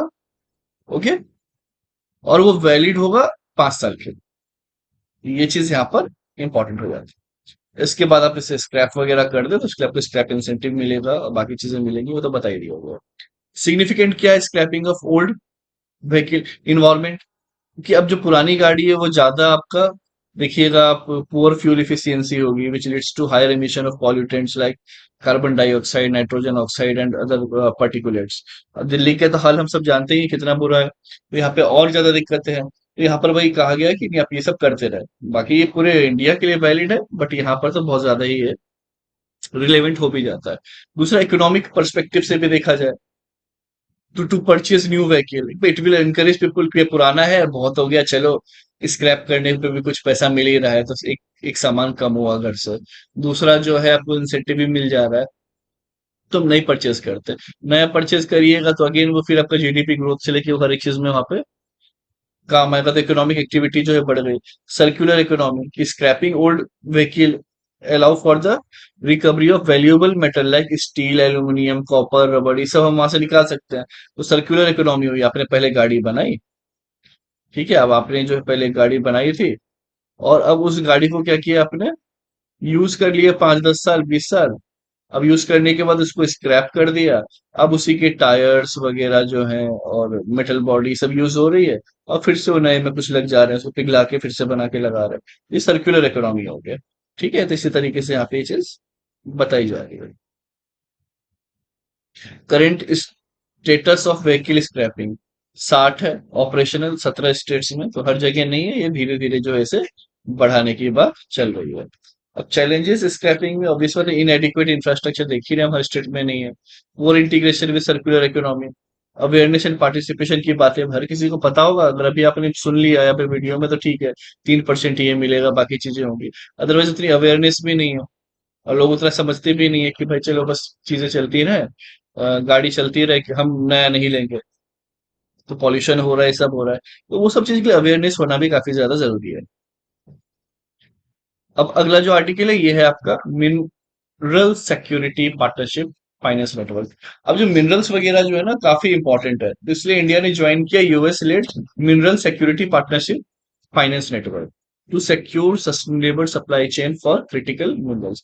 अब क्या है, क्रिटिकल मिनरल्स अगर नहीं रहेंगे तो आप जहां जहां भी इसका यूटिलाइजेशन होता है, जैसे सोलर पैनल बनाने में, सोलर सेल बनाने में, इसके अलावा ये बाकी बहुत सारी जगह यूज होता है, वो नहीं हो पाएगा। अब इसमें क्या है, चाइना पे बहुत ज्यादा डिपेंडेंसी है। ठीक है, तो ये सब ना हो इसलिए जो है इसमें मेंबर्स मिले हैं, and collectively account for over 50% GDP जो है ये इन्हीं 14 स्टेट्स में से है। ठीक है, कंट्रीज कहें आप, तो इससे मेन है चाइना से डिपेंडेंसी कम करना। क्रिटिकल जो है क्या क्या है इसमें, ये देखिए, antimony, beryllium, bismuth, cobalt, copper, gallium, germanium, graphite, hafnium, idiom, lithium, molybdenum, niobium, निकल, पीजी, फास्फोरस, पोटैश। अब ये क्यों पढ़ रहा हूँ पूरा, क्योंकि इसमें आपसे प्रीलिम से पूछ सकता है कि इसमें से कौन सा रेयर अर्थ मेटल है। तो ऐसे में लफड़ा नहीं होना चाहिए, इसलिए आप कम से कम से 2-3 बार पढ़ लो, आपको धीरे धीरे याद रहेगा उसके बाद। Okay, rhenium, cerium, strontium, tantalum, tellurium, tin, titanium, tungsten, vanadium, zirconium, selenium और कैडमियम। तो ये जो है यहाँ पे आपकी क्रिटिकल मिनरल्स है। ओके, तो इसी के लिए ये सब चीजें की जा रही है। सिग्निफिकेंस क्या है? Economic, used in industry like telecommunication में है, आपका इलेक्ट्रिक व्हीकल में, इस सब में काफी ज्यादा यूज होता है। इन्वायरमेंटली भी काफी इंपॉर्टेंट है, क्रूशियल है ये। Renewable energy technology such as solar panel, wind turbine, semiconductors and so on. Security perspective से भी कि भाई डिफेंस में भी अभी काफी यूज होने लगा है। Precision guiding missiles, aircraft technology और ये सब में काफी ज्यादा सिग्निफिकेंस है किस क्रिटिकल मिनरल का। ओके, अब चैलेंजेस क्या क्या है कि लिमिटेड डोमेस्टिक रिजर्व, इंडिया के पास उतने रिजर्व है नहीं। जियो पॉलिटिकल आपका कॉम्प्लेक्सिटी कि डेमोक्रेटिक रिपब्लिक ऑफ कॉन्गो के पास जो 70% वर्ल्ड का कोबाल्ट है, बट पॉलिटिकल ऑफ अनस्टेबिलिटी है, जिसके कारण जो है उतना ज्यादा रिलाई नहीं कर पाती है industry. Global competition and supply chain vulnerability, China control 85% of global earth, बताइए, ठीक है। इसके बाद जो 60% क्रिटिकल मिनरल्स प्रोडक्शन, सब ये इसी के ही हाथ में है। तो ये भी दिक्कत होती है, आप कितना भी ग्रुप बना ले, लेकिन इतना ज्यादा तो इसी के हाथ में कंट्रोल। ओके, इन्वायरमेंटल कंसर्न्स बात हुई जो की है कि भाई देखिए माइनिंग करिएगा, प्रोसेसिंग करिएगा, तो इन्वायरमेंटल कंसर्न तो होंगे ही होंगे। अब इनिशिएटिव क्या है to secure critical mineral, mines and minerals amendment act है इसका, enabling mining concession for 25 critical मिल रहा है। मतलब आप बाकी के लिए अगर माइनिंग कर रहे हैं तो आपको कोई इस पे ये कॉन्सेशन नहीं मिल रहा है, जैसे कि अगेन कोल और बाकी चीजों पे। लेकिन अगर इन 24 क्रिटिकल मिनरल के लिए कर रहे हैं, डेफिनेटली आपको वहां पे जो है कॉन्सेशन मिलेगा। इसके बाद है खनिज विदेश इंडिया लिमिटेड। ये रिस्पॉन्सिबल है, खनिज का मतलब ही वही हो गया रिसोर्सेज की, critical mineral like lithium and cobalt. Recycling and urban mining, e waste management rules, ये जो है आपका इसके अंदर में आ जाता है। ठीक है। अर्बन माइनिंग क्या होती है? अर्बन माइनिंग का मतलब is the idea of extracting valuable material from waste. अब बहुत बार चीजें होती है, शहर में हम देखेंगे इस तरीके से इलेक्ट्रॉनिक्स यूज भी बहुत होता है, वेस्टेज भी बहुत होता है। तो उस वेस्ट से हमारे जो काम की जो चीज है, जो इंपॉर्टेंट क्रिटिकल मिनरल से और जो बाकी काम की चीजें, उसको उसे एक्सट्रैक्ट कर लेना। ओके, अदरवाइज वो क्या होगा, लैंडफिल में चली जाएगी, जमीन में दफना दे जाएगी, वही पड़े पड़े क्या होगा उससे, वही सब होता है। तो इसके कारण क्या होगा, this can include common metals and plastic as well as rare but valuable element. तो ये सब अर्बन माइनिंग के थ्रू मिल जाएगा।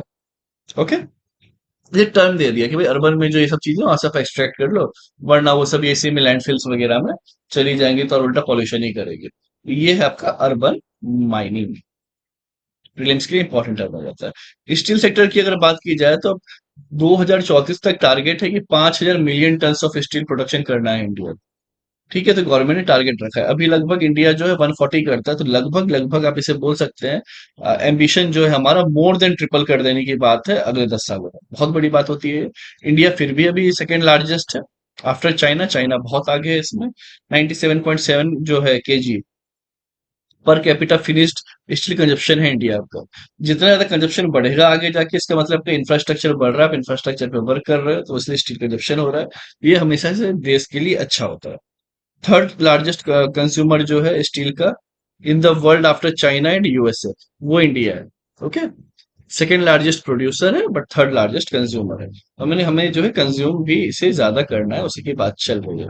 अब स्टील बेसिकली क्या होता है भाई, एलॉय होता है जिसमें लेस देन 2% कार्बन और 1% मैग्नीशियम होता है ना। इससे ज्यादा अगर होने लग गया तो फिर वो कास्ट आयरन हो जाएगा, जो कि काफी ब्रिटल इन नेचर होता है, तो बहुत रेयरली यूज हो पाता है। अब मेन चैलेंजेस क्या है स्टील सेक्टर के बारे में? Lack of capital. अब सोचिए 1 टन से आपका कैपेसिटी डालने के लिए लगभग 7,000 करोड़ का खर्चा होता है। तो काफी ज्यादा कैपिटल इंसेंटिव, और हमारे पास उतना कैपिटल है नहीं, तो ये सब जो है दिक्कत होती है। सिग्निफिकेंस तो ये देखिए, इकोनॉमिक इंपॉर्टेंस है, इंडस्ट्री से लेके जीडीपी हर जगह काम आता है। Measuring progress, steel is a raw material and intermediary product है। इसी के थ्रू तो चाहे बाकी यूज कर रहे हैं, थाली यूज हो रही है, कुछ भी बन रहा है, तो एक वो इंटरमीडिएटरी प्रोडक्ट है।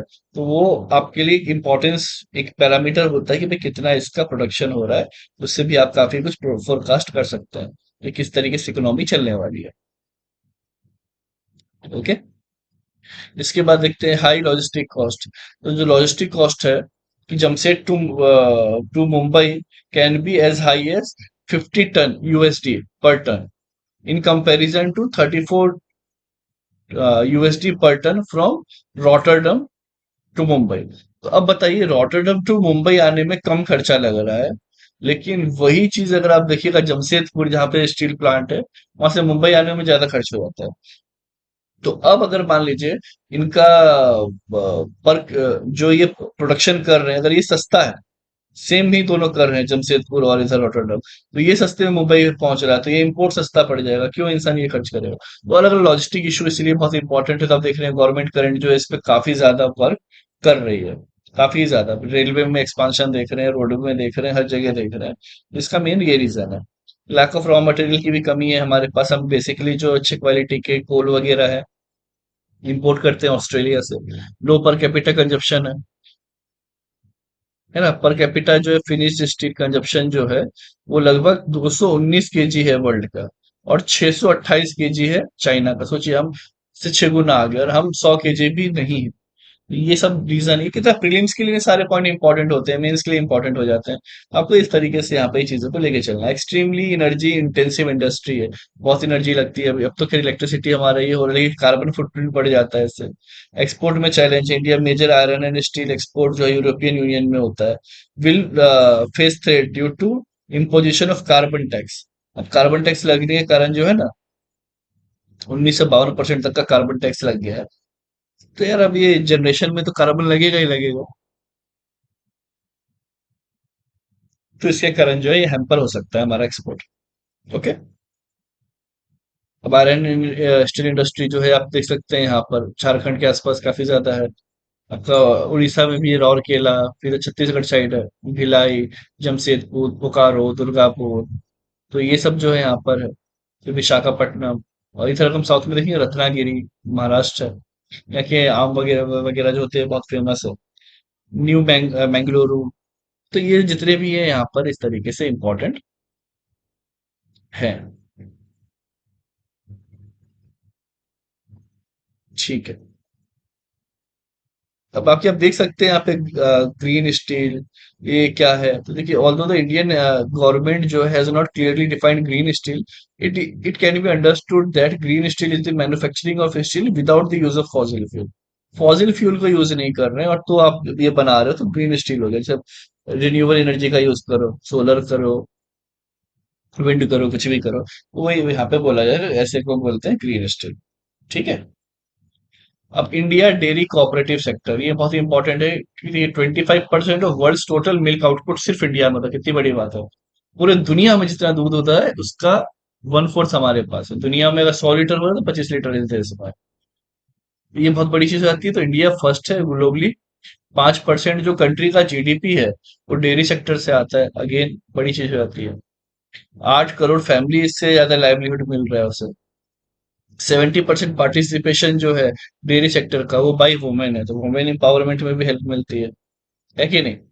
तो ये सब जो चीजें यहाँ पे आई हुई है, तो एक मेजर पुश दिया गया transform India dairy corporate sector को for operating procedure for white revolution 2.0। तो 2.0 की बात चल रही है।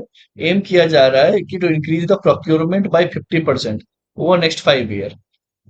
Increase the milk procurement 1 lakh kilogram per day by 2029। तो इसको प्रोक्योर करेंगे, इसको प्रोसेस करेंगे, बाद में ये एक्सपोर्ट एक्सपोर्ट के बारे में भी सोचा जा रहा था। हमें ये पता चल गया पहले नंबर पे 25% जो है वर्ल्ड का इंडिया में ही 8 करोड़ फैमिली जो है से लाइवलीहुड मिल रहा है।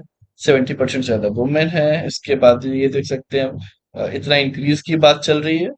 ओके। बाकी जो भी एक्सपोर्ट्स वगैरह है वो ऑब्वियसली इसके कारण सोचा जा रहा है कि भाई किया जाए। अचीवमेंट्स देखें तो made India the largest milk producer है ही, तो हमारा सेल्फ सफिशियंसी है इसमें। इस्टेब्लिशमेंट जो है कोऑपरेटिव फ्रेमवर्क का है। Credited national milk grid for efficient distribution. Modernised the dairy sector, making 10 million farmers self reliance. और सेल्फ रिलायंस भी इसके कारण होगा। ये एग्रीकल्चर का कभी पता नहीं चलता, कहीं सूखा पड़ गया, ज्यादा फ्लड आ गया, कुछ आ गया, उस पर इम्पैक्ट पड़ जाता है। साथ में अगर वो पशुपालन कर रहे हैं, उसके थ्रू दूध से भी जो कमाई कर रहे हैं, काफी ज्यादा इससे क्या होता है, सेल्फ रिलायंट हो जाते हैं। वही बात चली, 10 मिलियन फार्मर्स को लगभग सेल्फ रिलायंट इससे किया गया है, वो हो गया। ओके। बाकी सब है ही, राष्ट्रीय Gokul mission, national for dairy development and all life life stock health and disease control. तो ये सब तो जो है ही कि एनिमल हेल्थ से लेके हर एक चीज के बारे में वो उनका वहां पे वो ध्यान रखें। ठीक है। इसके बाद average house hold spending on food falls below half. अब जो है, जो खाने पीने पे जो स्पेंडिंग है वो हाफ से भी कम हो गई, सैलरी बढ़ गई है, बाकी चीजें कॉस्टली ज्यादा है, मोबाइल ले रहे हैं, ये ले रहे हैं, खाने पीने चीजों की तो कमी है ना उस हिसाब से। तो इसीलिए अब कहा जा रहा है पहले जो भी पैसा था सिर्फ खाने पीने में लग जाता था, अब वो हाफ से भी कम हो गया है। ये बेसिकली आर्टिकल बोल रहा है कि ऐसा कुछ हुआ। देखिए, वेस्ट बंगाल सौ 151% राइज एंड तमिलनाडु 214, ये हुआ इसके बीच। Regional variation. Household spending has increased across India. Okay. Through the extent varies by state and region. West Bengal 151% का ये राइज है, तमिलनाडु देख सकते 214% का, एंड सो ऑन। ठीक है। इसके बाद आपका हो गया Bhaskar initiative for India startup ecosystem. तो ये इसमें देखिए एलिजिबिलिटी क्या क्या है कि an entity shall be considered as a startup up to 10 year from the date of inspection. मानिए कि मैंने आज इसको रजिस्टर करा दिया यूपीएससी बाई प्रतीक सौरभ को, ये जो चैनल है हमारा, इसको हमने प्रॉपर रजिस्टर करा है। तो इससे क्या होगा कि आप देना, अगर आपको जीएसटी वगैरह भी देनी पड़ेगी, अभी तो आपको लगता होगा ना जो हम फी ले रहे हैं उस पर हम कभी जीएसटी की बात नहीं करते। तो एक लिमिट होती है कि अगर आप 10 लाख से ऊपर कमा रहे हैं तो फिर आपको जीएसटी और कंपनी सबको सेटअप करना पड़ता है। तो उतना कुछ है नहीं, ईयरली की बात है। तो जब ये दिन होने लगता है तब वो चीज की जाती है। तो अब अगर मान लीजिए आज ये है और आज से 5 साल बाद मैं जाऊं तो भी मैं स्टार्टअप पे रजिस्टर कर सकता हूँ, 10 साल से कम हुआ रजिस्ट्रेशन के। ज्यादा हो जाए तो नहीं होगा। तो ये इसका मतलब होता है startup should be incorporated as private limited और registered as a partnership firm और अ लिमिटेड लाइबिलिटी पार्टनरशिप। तो ये इस तरीके से होता है। ओके। टर्नओवर जो है 100 करोड़ से कम होना चाहिए, तभी आप रजिस्टर हो सकता है। तो ये जो है आपका भास्कर इनिशिएटिव जो ministry of commerce and industry ने लाया है, is a platform design to centralise, streamline and enhance collaboration among key stakeholders, जो कि आपका entrepreneur ecosystem including startup investors etcetera. ठीक है। चलिए, बाकी जो है अदर इनिशिएटिव के अटल इंक्यूबेशन सेंटर नीति आयोग के द्वारा, mark portal, mentorship advisory assistance resilience growth of startup India by DP IT. फिर जो आपका fund of funds startup FFS scheme. तो ये सब जो है सब इसी के अंडर में आते हैं। इसके बाद प्रायोरिटी सेक्टर लेंडिंग। ओके। तो ये RBI study title priority sector lending जो है द इंडियन एक्सप्रेस ने रिलीज किया हुआ। ये अभी लेटेस्ट न्यूज में प्रायोरिटी सेक्टर लेंडिंग में बहुत अच्छे से इन डेप्थ वीडियो आपको बनाया हुआ है। उस पर ज्यादा कुछ हमें यहाँ पे देखने की जरूरत है नहीं। ठीक है, वो इकोनॉमिक्स का पार्ट हो जाता है, बस स्टार्टिंग वो है प्रायोरिटी सेक्टर लेंडिंग होती क्या है। देखिए, जो मेन है सिंपल सी बात है, अगर बैंक के पास 100 करोड़ रुपए है, 4 करोड़ के आसपास जो उसे सीआरआर में डाल दिया कैश रिजर्व रेशियो में, बाकी कहा गया कि 18 से 20% जो है वो आप इसमें डालोगे, मतलब आप इसमें प्रायोरिटी सेक्टर लेंडिंग में आप दोगे। सबका अपना अपना है। मीन्स की प्रायोरिटी क्या, एग्रीकल्चर प्रायोरिटी है, फिर बाकी चीजें जो है आप एमएसएमई को पैसा दे दो वो प्रायोरिटी है, तो ये सब में आप वहां पे लेंडिंग करोगे। ठीक है। चलिए, तो ये पीएसएल होता है प्रायोरिटी सेक्टर लेंडिंग। इसमें जिसमें क्या क्या, हाउसिंग घर बनाना है प्रायोरिटी सेक्टर, एजुकेशन प्रायोरिटी में, एक्सपोर्ट प्रायोरिटी में, एमएसएमई प्रायोरिटी में, ये नया ऐड हुआ है। एमएसएमई पहले नहीं था। तो एग्रीकल्चर इसमें है, social infrastructure, renewable energy, other सबके सब जो है यहाँ पे कैटेगरी में आते हैं under priority sector. Unified lending interface. तो it is a technology platform which would enable frictionless credit. तो यहाँ पे फ्रिक्शनलेस क्रेडिट की बात चल रही है। It will facilitate a seamless and consent based flow of digital information, कि भाई सीमलेस कंसेंट के थ्रू हो जाएगा, मतलब आपका वहां पे आपका कहीं सिग्नेचर होगा, आपका ओके गो हेड होगा, उसके बाद ही जो है ये फ्लो होगा डिजिटल इंफॉर्मेशन का, ऐसे ही नहीं होगा आपके पूछे बिना। ओके। बेनिफिट क्या है, enable borrower to get benefit of seamless delivery of credit, हमेशा मिलता रहेगा रिक्वायरिंग एक्सटेंसिव डॉक्यूमेंट। तो इसमें आपको विदाउट रिक्वायरिंग, जरूरी नहीं कि हर जगह आप एक ही डॉक्यूमेंट देते रहे कि नहीं हमने ये किया। अगर आपने एक जगह से कहीं से लेंडिंग ली है तो भी आपको वो हेल्प करेगा। Address credit demand gap for agriculture and MSME sector, तो इस सेक्टर में भी जो है यहाँ पर आपको ये दिया जाएगा credit. National bank for financing infrastructure and development, ये है आपका एज पब्लिक फाइनेंशियल इंस्टीट्यूशन। ठीक है, ओनली इंस्टीट्यूशन जिसमें कि आपका 51% जो है पेड अप शेयर कैपिटल है इज हेल्ड बाय सेंट्रल और स्टेट गवर्नमेंट। तो इसमें जो है मेन गवर्नमेंट के अंदर ही रहता है इनका, कि 51% से ज्यादा शेयर होना मतलब उस पर एक्चुअल अथॉरिटी आपकी है। तो ये किसकी होगी, गवर्नमेंट या स्टेट की, सेंट्रल या स्टेट की। ठीक है, ओके। चलिए, इसके बाद जो है आपका परपेचुअल बॉन्ड। परपेचुअल बॉन्ड जो है India first additional tier one perpetual bond जो है was issued after recent rule change to make them more appealing। Okay, तो ये परपेचुअल बॉन्ड जो है अभी ये इशू हुआ है कब, रिसेंट रूल चेंज हुआ है, ताकि जिसके कारण क्या है, आप इसको और ज्यादा अपीलिंग बना सके कि हाँ ये होना चाहिए, लेना चाहिए करके। ठीक है, तो ये जो इंडिया का first additional tier one perpetual bond. Okay, perpetual bond क्या है, they are fund raising instrument that do not carry any maturity date as bond usually do। Prelims के लिए बहुत इंपॉर्टेंट हो गया कि जो परपेचुअल बॉन्ड है, ये क्वेश्चन आया भी हुआ है पहले। ठीक है, जो परपेचुअल बॉन्ड है इसमें कोई मैच्योरिटी डेट नहीं होती है। ठीक है, और ये फंड रेज करने के लिए बना होता है, जो पैसा रेज जो होता है फंड रेज, वो उसके लिए होता है। और इसमें कोई मैच्योरिटी डेट नहीं होती। फंड रेज में क्या होता है, आप अक्सर अपनी इक्विटी दे देते हो कंपनी की, और वो इक्विटी के बदले जो है आपको लाखों करोड़ों रुपए मिल जाते हैं एज अ फंडिंग। फाइन, तो ये हुआ आपका perpetual motion. These bond have obligation only to pay interest. ठीक है, and are not required to repay the debt. तो अब ऐसे में क्या है, ये जरूरी हो जाता है कि भाई परपेचुअल बॉन्ड के बारे में जानना कि ये obligation only to pay interest and not required to repay the debt. ठीक है, तो ये इंटरेस्ट के लिए मेन ऑब्लिगेशन है इसका।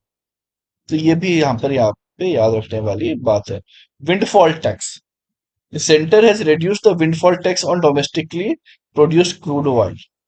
जो इंडिया के अंदर जो हो रहा है उस पे विंडफॉल टैक्स जो है कम कर दिया है। विंडफॉल टैक्स क्या होता है, is a tax imposed by government on a certain industry that experience significantly above, like significantly above average profit due to favorable economic condition। ठीक है, इसके बाद the purpose is to redistribute excess profit in one of the raise fund for the greater social goods। Okay, तो ये जो profit को भी कहीं ना कहीं इस तरीके से जो है बांटना ताकि ग्रेटर सोशल गुड्स हो सके, ये सब जो है आपका विंडफॉल टैक्स के अंदर में आएगा।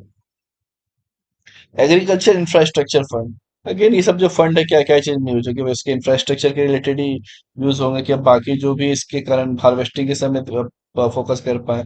पोस्ट फ्री, इसके बाद जो है आप चाहे किसी भी चीज में इसे इन्वेस्ट कर रहे हैं इस फंड को, आप डैम बनाए या कुछ भी करें, तो वो यहाँ पर उसी के रिगार्डिंग जो है ये आर्टिकल है।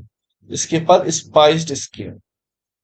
ठीक है, स्पाइस्ड स्कीम जो union minister of commerce and industry recently approved SPICED scheme.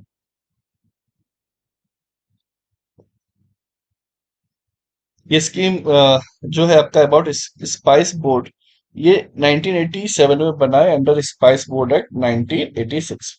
Ministry of commerce and industry ने कराया। ऑटोनोमस बॉडी की बात की जाए तो responsible for export promotion of 52 scheduled species and development of cardamom. Okay, तो ये जो है आपका स्पीसीज बोर्ड इंडिया के बारे में बताया हुआ है कि कब बना है, क्या हुआ है, कैसे क्या हुआ है। कार्डियम क्या, is commercially cultivated forest dry fruit, ये ड्राई फ्रूट के लिए है, ये आप यहाँ पर याद रख सकते हो। ठीक है, Delhi declaration of civil aviation, इसमें डिक्लेरेशन है कि celebrates 80 years of international civil aviation organization has been organized by ministry of civil affairs. तो ये आपको यहाँ पे हल्का सा याद रखना है कि सिविल अफेयर्स जो है इसे मिनिमाइज करती है।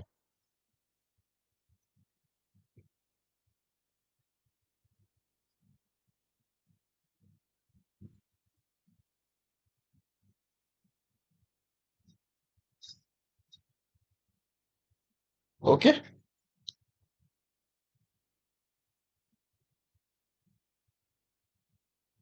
इसके बाद Delhi declaration. Aviation safety and security की बात की जाए तो achieve aspiration goal of global aviation security plan. और सिविल एविएशन सेक्टर जो इंडिया में फास्टेस्ट ग्रोइंग एविएशन है, इसके अंदर ही सारे जो है आप ये सब डाल दो, डोमेस्टिक वैल्यू क्या है, नहीं करना है, क्या नहीं करना, और फिर उस हिसाब से जो है आप चीजों को कर सकते हैं। स्कीम क्या है एविएशन सेक्टर की? रीजनल कनेक्टिविटी स्कीम, जिसमें कि पूरे देश का हर आम नागरिक डिजी यात्रा और ये सब चीज जो है उसके अंदर की हुई है, करवाई हुई। ठीक है, ये चीज आपको यहाँ पर याद रखना है। ये हमारा कंप्लीट हो गया है। इसके बाद जो है हम मिलेंगे नेक्स्ट वीडियो में। फाइन। बाकी आप जो है समर्थ पे ज्वाइन कर लें, क्योंकि यहाँ पे सारे आपके पास वीडियोस तो नहीं अपलोड होंगे। आप अपना देख के सोच सकते हैं कि जो आप जिस पास में है कि ठीक है, समर्थ बैच में हमारे पास जो है ये ऑप्शंस है, ये हमारे लिए वर्थ है, ये हमारे लिए वर्थ है। ओके, तो उसे उसके अकॉर्डिंग जो है आप ज्वाइन कर सकते हैं। चलिए फिर मिलते हैं नेक्स्ट सेशन में, तब तक के लिए जय हिंद।